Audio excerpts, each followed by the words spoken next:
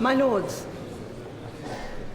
I regret to inform the House of the death of the noble Baroness Thatcher on April the 8th.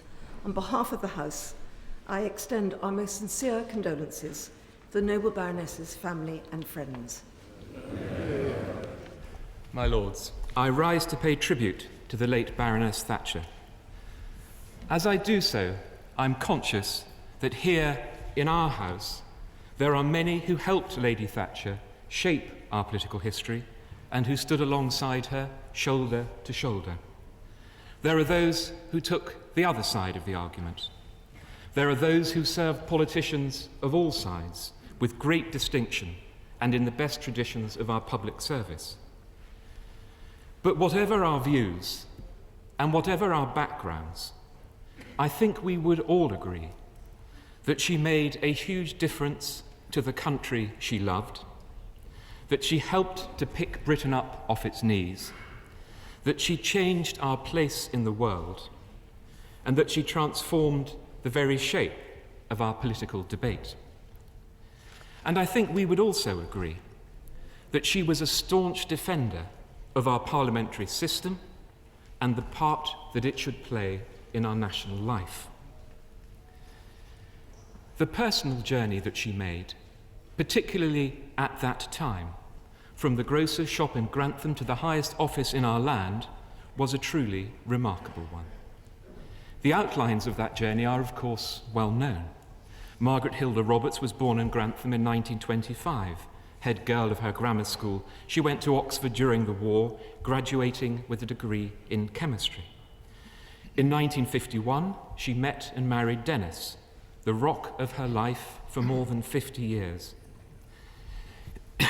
In 1953, she gave birth to twins, Carol and Mark, to whom we extend our deepest condolences, along with the rest of her family and her many friends. Having entered Parliament in 1959, she was in the Cabinet by 1970. Even today, 11 years from first election to the Cabinet would seem swift. But 50 years ago, as one of just a handful of female MPs, it was extraordinary. Even more remarkably, by 1975, this non-establishment figure had become leader of the establishment party, confounding the predictions of many. Those same people then foretold a quick exit. They foretold her never reaching the steps of number 10. And in fact, she herself said that she believed she would never see a woman Prime Minister in her lifetime. How she proved them, and indeed herself, wrong. But these bare bones of fact do not, of course, explain the reason for her success. They do not capture the strength of her personality, the beam of the spotlight, the force of her will that I remember vibrating through the government departments where I worked in the 1980s. Nor, I think, can we measure the extent of her achievements without first understanding the grim inheritance of the 1970s. Successive governments had tried and failed to tackle our economic and political woes. We had become the sick man of Europe. People asked, not fancifully, whether Britain was indeed possible to govern. We were a divided country, and at times our very future seemed to hang in the balance. That is the background against which the sifting process of history will make its judgments. That is the background which I think helps to explain her approach and which makes her achievements stand out so clearly. She did not take the easy way. She certainly did not take the consensual way. She led because of belief, she was guided by conviction, and she was harnessed to the purpose of making Britain great again. Tough economic policies were needed to turn the country round. She knew that the status quo was unsustainable and that some things had to change. Her programme of deregulation, of denationalisation, and reducing the power of trade unions was painful, particularly in some parts of our country. But they did make Britain a global competitor once again. The recapture of the Falkland Islands, her resistance to the IRA, despite the high price paid by many of those closest to her. Her friendship with President Reagan and her shared vision for a world free from the Cold War made Britain once again a world leader. The threat of nuclear war, which seemed to hang over us in the early 80s, was lifted. And it was indeed an Iron Lady who helped draw back the Iron Curtain from Eastern Europe, extending freedom to millions. In those countries, too, she will always be remembered. These are mighty achievements, and she was an extraordinary leader of her party, of this country, and of the world during what were extraordinary times. Now, it's true that great leaders are not always easy people. I think it's fair to say that patience was not a virtue Mrs. Thatcher had in abundance. And she didn't always instantly get the point. The great Ronnie Miller, who helped with her speeches for many years, told me the lovely story of the occasion when he was trying to reassure a rather nervous Margaret Thatcher with some soothing words just before she was about to speak at her first party conference as Prime Minister. "Piece of cake, Prime Minister." "No, not now, thank you, dear." And those who knew her best all testify to the warm side of her character, the countless personal kindnesses, the loyalty, the small, thoughtful acts. For someone who so defined a decade, it was perhaps not such a surprise that a new decade ushered in change, and after 11 and a half years, the longest-serving 20th century Prime Minister resigned, and a little over 18 months later, she joined your Lordship's house. Typical, perhaps, of Mrs. T, now as Lady T, that she began with a maiden speech on Europe, on Maastricht, in fact. And typical also that she began by reminding her new home of one or two home truths. "Mine is a somewhat delicate position," she began. "I calculate that I was responsible as Prime Minister for proposing the elevation to this House of 214 of its present members. That must surely be considerably more than most of my predecessors. And my father did not know Lloyd George."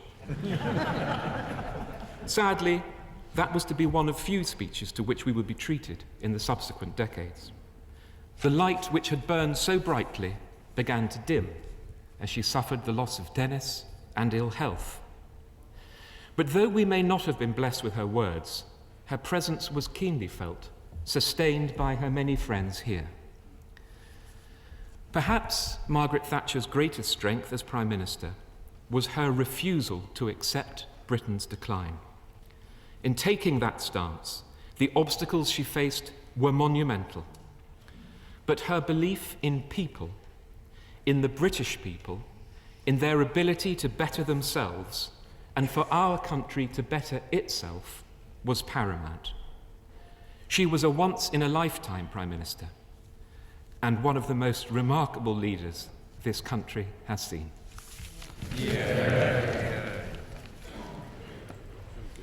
My Lords, we are here today in rare circumstances, a recall of both Houses of Parliament for the specific purpose of paying tribute not just to a formidable former Prime Minister and leader of the Conservative Party, but to a distinguished member of your Lordship's House, Baroness Thatcher. But before I proceed to my remarks, my Lords, I want from these benches to express our sympathies to Lady Thatcher's family. Even when someone has been unwell for some time, as Lady Thatcher has been, to lose someone is still a grievous blow, made in some ways better, but in some ways worse, by the fact that the person in question was so prominent and so public a figure.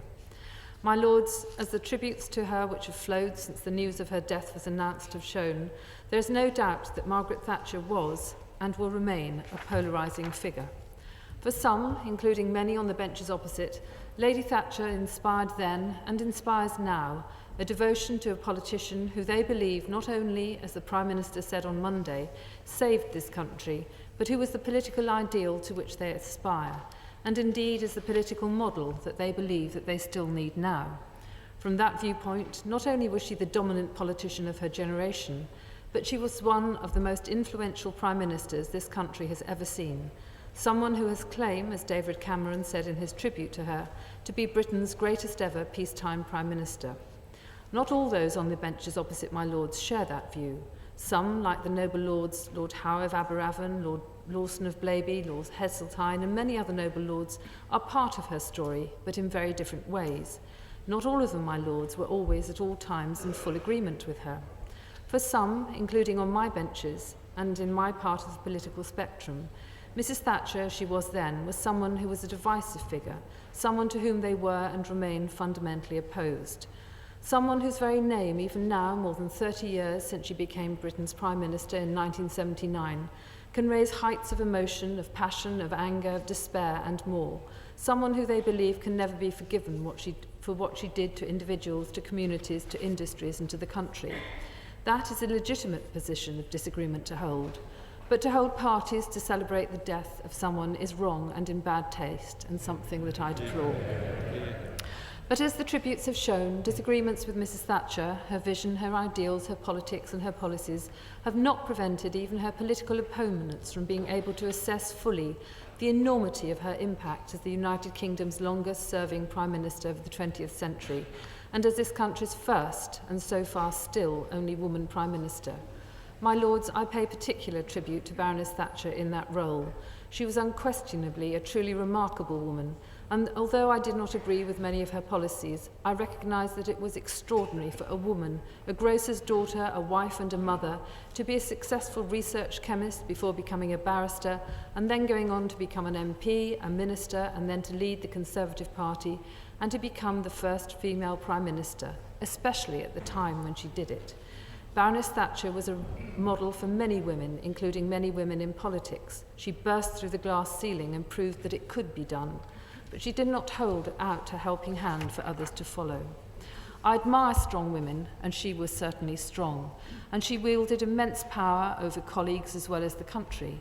But as with my late and noble friend Baroness Castle, for whom I worked in the first 6 years of Baroness Thatcher's premiership, she also knew how to use her womanly wiles. Barbara said that her power over male colleagues derived from the fact that she had, and I quote, a brain as good as a man and the arts of femininity.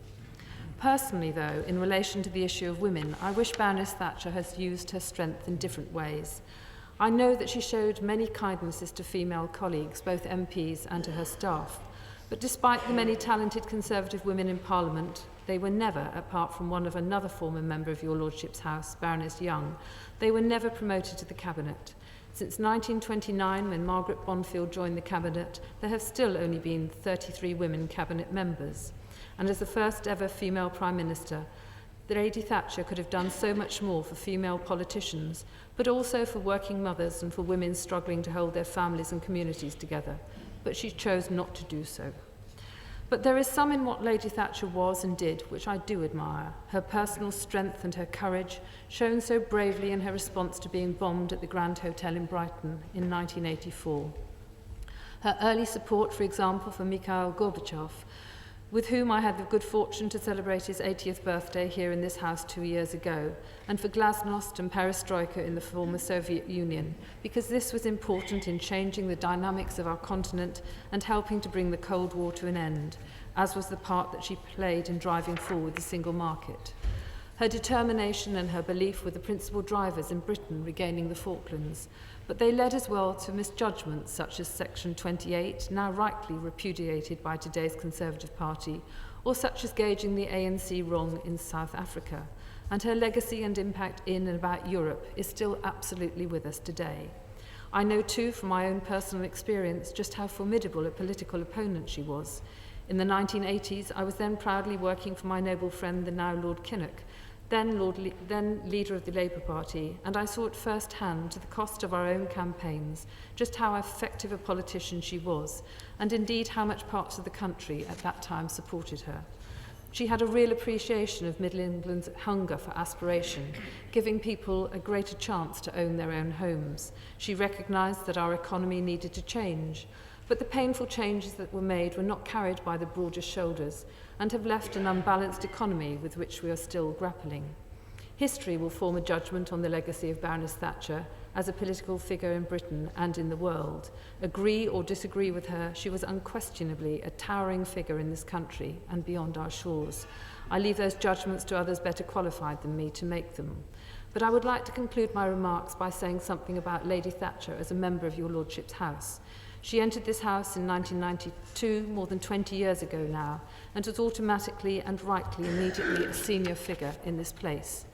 When I first came to your Lordship's house, I was mesmerised by this frail but still powerful woman who through sheer determination had transformed our society, dividing opinion and dividing the country. Not for her the consensual notion of one nation that I passionately espouse, but increasingly frail as she became as a result of that enormous impact, her appearances in the House at key moments and on key divisions were electrifying. In more recent years, of course, her appearances were fewer, and I would like to pay tribute here to those who were of particular assistance to her, and I would especially like to mark the support, the real caring support given to her by the noble Lord Forsyth of Drumlene in her later years. Her presence was never anything but controversial, and the debate on what she did and the legacy she left will continue. She was willing, indeed keen, to take on the established orthodoxies, but seemed at times not to understand the devastating impact of her policies on too many communities. She was a polarising figure, but whether you agreed with her or not, she was a giant in politics, and both regardless of her controversy and precisely because of it, it is as that she will and should be remembered. My Lords, I will start by following on what the Leader of the House and the Leader of the Opposition have said in associating these benches with condolences to Mrs. Baroness Thatcher's immediate family. And I'll also tie in with something the Leader said, a personal reminiscence. By some reason of serendipity, for about 5 years at the state opening of Parliament, I found myself sitting on that bench there next to Mrs. Thatcher and spending time with her before we awaited the Queen's arrival.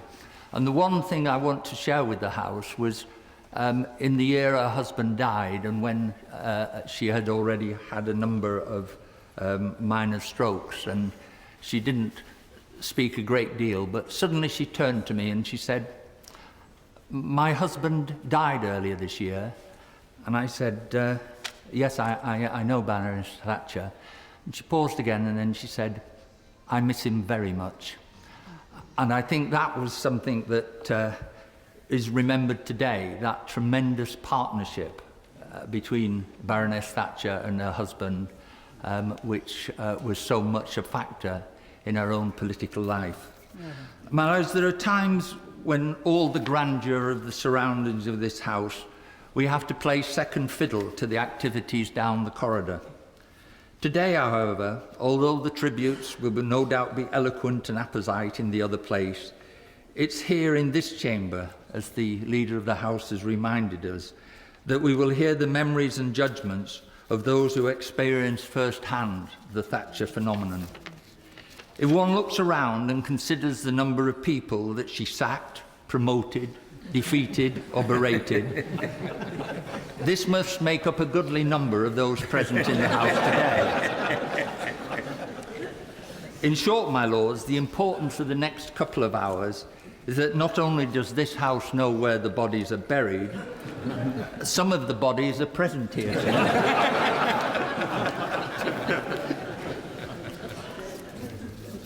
In January 1965, when paying tribute to the life of Sir Winston Churchill, Harold Wilson referred to the sullen feet of the marching men in Tonopandi, a reminder that Churchill in a long life had sometimes been at the heart of bitter social conflict, as well as showing at other times great leadership in times of national crisis.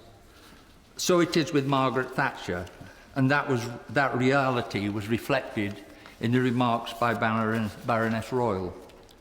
But to again quote Harold Wilson in his tribute to Churchill, the tempestuous years are over, and the years of appraisal are yet to come. I will not attempt such an appraisal today. Instead, let me rely on two perspectives, given not at the time of her death, but some years ago. 7 years ago, the New Statesman invited its readers to nominate the hero of our times. Somewhat to the surprise and embarrassment of the New Statesman, Baroness Thatcher was the highest-rated British politician. The paper explained this result by the fact that no one was in any doubt about what Mrs. Thatcher stood for and what she believed in. And it was those qualities of steadfastness and clarity of purpose which had been recognised by the New Statesman readers. My second assessment comes from another surprising source. As a member of the other place in 1982, I was present for 2 exchanges which took place between Enoch Powell and Mrs. Thatcher. To fully appreciate the quotes I'm about to give, you will have to imagine that slightly nasal black country twang in which Mr. Powell spoke, but which I will not try and imitate. First, Enoch Powell to Mrs. Thatcher after the Falkland Islands had been invaded, speaking on the 3rd of April in the House of Commons. He said, "The Prime Minister, shortly after she came to office, received a sobriquet as the Iron Lady. It arose in the context of remarks which she made about defence against the Soviet Union and its allies. But there was no reason to suppose that the Right Honourable Lady did not welcome and indeed take pride in that description. In the next few weeks, this House, the nation, and the Right Honourable Lady herself will learn what metal she's made of." My second quote comes some 10 weeks later, on the 17th of June 1982, after the British victory in the Falklands War. And Enoch Powell said, "Is the Right Honourable Lady aware that the report has now been received from the public analyst of a certain substance recently subject to analysis, and that I have obtained a copy of that report? It shows that the substance under test consisted of ferrous matter of the highest quality, that it is of exceptional tensile strength, is highly resistant to wear and tear and to stress, and may be used with advantage for all national purposes." I think that was the only time in my experience of Enoch Powell actually making a joke. My Lords, there's no need to airbrush out of history or to ignore the fact that most of us on these benches spent a good deal of our political lives fiercely opposing many aspects of what became known as Thatcherism. But that does not prevent us from recognising those qualities which were highlighted both by the New Statesman and by Enoch Powell. Qualities which have quite rightly brought us together today to pay due respect and proper tribute to Margaret Thatcher as a figure of enduring importance in our national life. Well done. Very good. My Lords, I rise in tribute to the noble lady Baroness Thatcher, sharing with noble lords a string of strong memories of a remarkable woman, the first to occupy the office of Prime Minister. As others have said, the change that she made in the face of Britain was complete. It opened up new avenues of possibility in all directions: share ownership, home ownership, liberalisation of the markets, entrepreneurial innovation, and so on. She strengthened Britain's role in the world immeasurably with her clear policies on defence, the Falklands, Northern Ireland, communism, Europe, South Africa, and more. No one was in any doubt there was a force in the land. I spent the last years of the 1980s in County Durham, so I know some of the deep divisions that Lady Thatcher's policies caused. Billy Elliot country was not an all-singing, all-dancing landscape. It's almost impossible to find moderate opinion for or against on her style of leadership. But the one thing we can all acknowledge is that she was a leader of absolute integrity in terms of her own beliefs.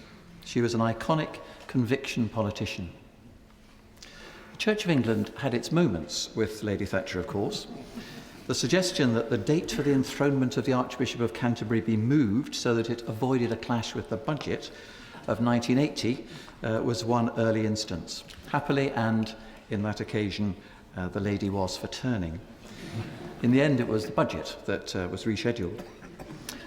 The Church traditionally has a role, as we know, of critical solidarity with governments of all persuasions. And so the production of the influential report, Faith in the City, and the Archbishop of Canterbury's Falkland sermon, in which he remembered the bereaved on both sides of the conflict. These both caused momentary mayhem in the press, but that was to be expected when issues of principle were at stake. It didn't dent her respect for the Church or our regard for her steely qualities. It was entirely fitting that the place where she particularly enjoyed the chance to walk securely and privately in her latter years were the grounds of Lambeth Palace, which successive archbishops placed at her disposal. We should remember, too, her roots in Methodism and the influence that the Christian faith played in informing her beliefs about personal responsibility and the importance of religion in public life. Methodism was born in the pursuit of justice and hope amongst working people.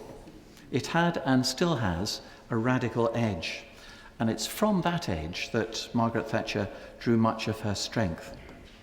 You don't have to agree with every decision she took to acknowledge the strength of her character, the determination, the passion in all she did. History will, as we have said, continue to debate the legacy of Baroness Thatcher for years to come, but she clearly defined politics, not just for her generation, but for many generations. Some of us perhaps wish that on a few more occasions the lady had been for Turning has a good pedigree in Christian theology, but we can still applaud her many achievements while regretting some of the excesses, and we most certainly will not forget her. May she rest in peace. My Lords, on behalf of the Crossbench Group, may I also associate myself with the very thoughtful tributes already made to the late Baroness Thatcher and add my deepest condolences to her family. My Lords, it is perhaps understandable that on an occasion such as this, we draw on personal experiences, although I must say that I have nothing like the depth of experience of some of my colleagues who worked with Mrs. Thatcher day by day. But I first met Mrs. Thatcher in the mid-70s, when she was the after-dinner speaker at the annual conference of the Association of Directors of Social Services. The House will not be surprised to learn that she made a characteristically challenging speech, leaving the audience in no doubt that given the opportunity, she had a real ambition to change local government and in particular the social care services. At the end of the event, the president of the association told her that he'd arranged, quote, a good malt to be delivered to his room, and he hoped that she and others would join, a few others, would join him for a brief nightcap. I have no doubt that part of his motivation was to, as it were, put her right on a few things that she had said.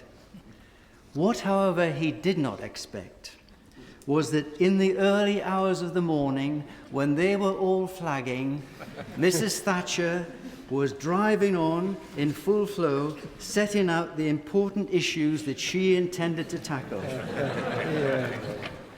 Now, my lords, I feel sure that he, as he was a he, was not the first to regret even the hint of attempting to patronize her, nor was he the last to experience her phenomenal energy, drive, conviction, and steely determination. My lords, almost a decade later, as Prime Minister, Mrs. Thatcher commissioned Sir Roy Griffiths, who was then the Deputy Chairman and Managing Director of Sainsbury's, to conduct a major review of the social care services for vulnerable adults. The Baroness Pitkeithley and I greatly enjoyed working with Sir Roy, and as we were given the opportunity to be called his advisors. I was with Sir Roy on the day that he was to meet the Prime Minister to go through with her the main thrust of his report. He was a wise man and had learnt the importance of careful preparation and face what was likely to be a forensic scrutiny. Afterwards, he told me that all had gone well, primarily because he concentrated on the main thrust of his report. In a nutshell, This was simply that when a vulnerable person is dependent upon a relative stranger to meet their personal needs, their primary concern is about the quality and sensitivity of the service that is delivered, and not the nature of the organisation that delivers that service. I feel sure that this way of thinking hugely pleased Mrs. Thatcher, not least because at that time the local authorities operated an almost total monopoly of the home care services, the day centre services, the residential homes, and for all people, whatever their disabilities or special needs. In addition to that, they also regulated the few independent providers that were then operating in their area. This was the beginning of a fundamental transformation of these services that are of such importance to the well-being of our fellow citizens. My lords, in addition, I need hardly remind the House that for very good reason, we have often had cause to praise the Children Act of 1989. That bedrock piece of legislation changed the childcare practices in this country. And now, almost 25 years on, it has stood the test of time.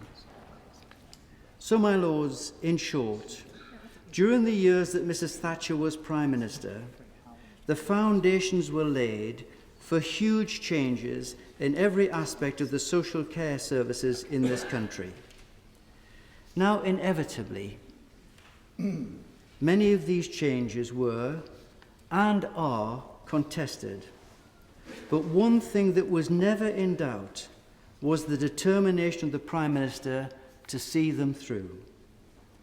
My lords, the record of Baroness Thatcher as a woman in a male-dominated environment, as a tenacious politician, and as a formidable Prime Minister is for all to see, and it will certainly endure.